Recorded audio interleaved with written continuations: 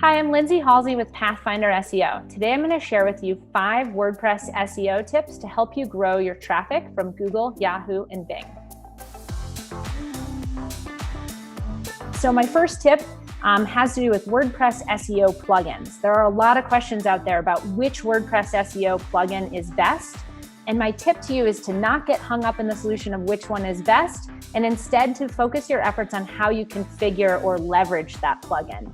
So whether you use Yoast SEO, Rank Math, All-in-One SEO, SEO Presser, the list goes on, select one multifunction SEO plugin like this that's going to work well for your website, and then focus your attention more on the configuration of that plugin, not so much on this initial selection, essentially, of which plugin to use.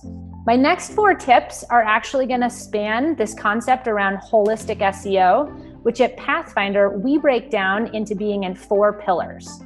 So the first pillar of SEO is technical SEO. This is all about how the search engines crawl and index your web pages. And on WordPress, most technical SEO is really handled for you via the content management system.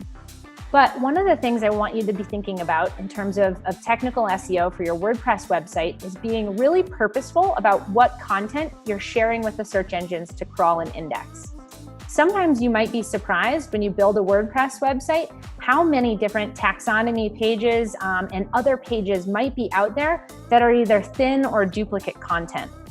And so within technical SEO, the goal here is to build an XML sitemap that's going to function as your website's resume that really accurately describes just those pages you want the search engines to crawl and index. And if you're using a plugin, you can do this usually by just simply saying which content types you want crawled and which ones you want not crawled or not indexed. And being really purposeful at the outset of that will make it so that you're not surprised that you thought you built a 10-page website, but that the search engines are actually indexing 100 pages, which really dilutes their focus on those 10 pages that you cared about. For tip 3, we're going to move into the next pillar, which is content and user experience.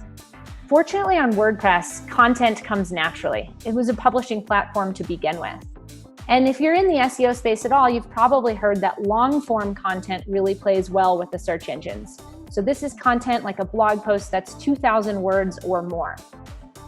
My tip for you within the content sphere is to break up your content with really meaningful headers. If we can break up our content into structured headers, an H1 at the top for, say, the title of the post, and then leverage H2 titles, and to integrate keyword phrases, things like what is, and then the topic, or how to do X.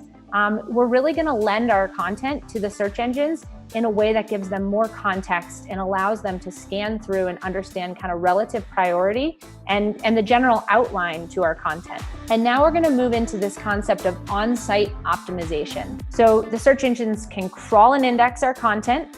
They can find really great content when they get there. And then now everything that has to do with on-site optimization is all about the context around your content. And one of the biggest pieces of that context are your page titles and meta descriptions.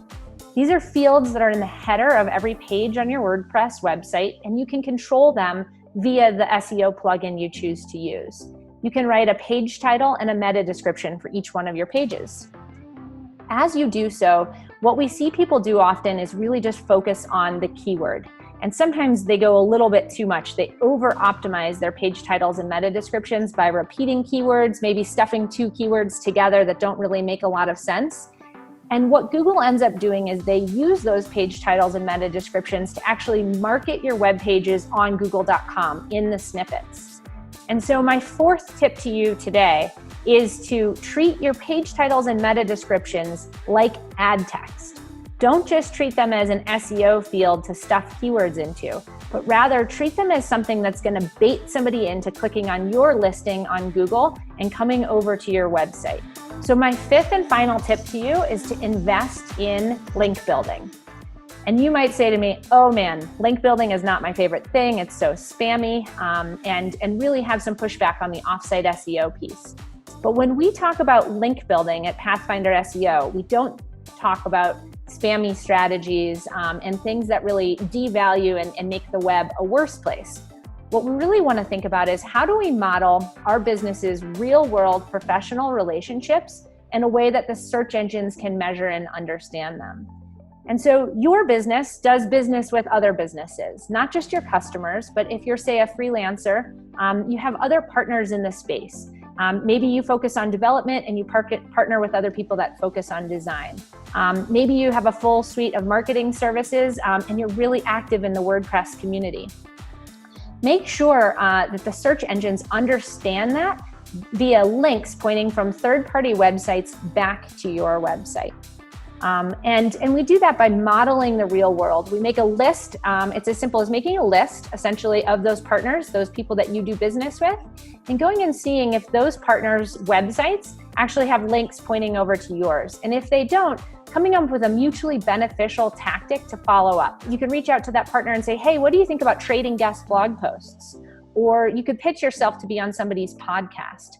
These are all opportunities for you to grow your online authority with the search engines so that that great WordPress website that you built excels and rises to the top. These are my 5 WordPress SEO tips.